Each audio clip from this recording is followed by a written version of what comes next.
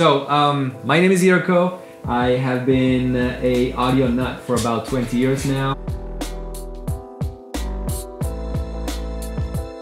This is a record that I've done with Timbaland, the Jay-Z record. This 21 Savage record. Oh my God, I'm mixing, you know, Redman or Fabulous. That's how I got to work with Kanye West. I somehow managed to convince my dad to allow me to open a little studio in his basement, and so that's what I did. Look, I went from this to this. So I get to New York, and for 3 weeks again, I basically come back home with this.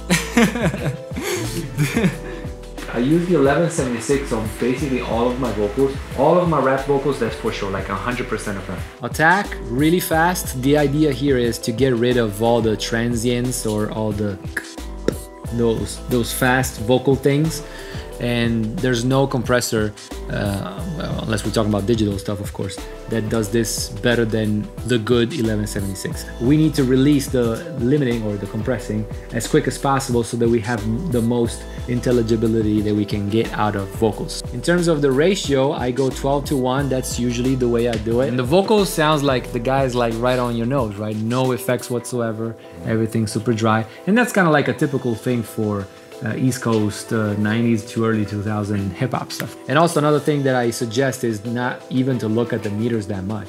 I did this typical, like, you know, in a band-like scenario where you record in the drum, you also have a room mic, and a typical thing to do is to slam that on an 1176 really heavy and then use that as a blend for the whole room, right? To get that roomy, that kind of sound. And I did that on a hip-hop thing. He was like, what the hell is that? And I was like, hey, you don't know that, right? I will have a temporary, or like, how can I say, like, yeah, I guess a temporary mastering plugin to enact what's gonna happen in mastering. I start working on the chorus if that's the loudest part of the song, right? And I make sure I do all of my levels and everything on that, and then I go to the part before that's ideally leading up to it. And I do that back to back so that I can establish the highest part of the song to begin with. So I know that I'm not gonna go over that.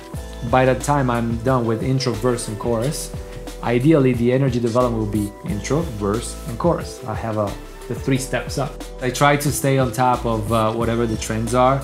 If you become old in your sound, you kind of like losing the hit. Act like there is no mastering period.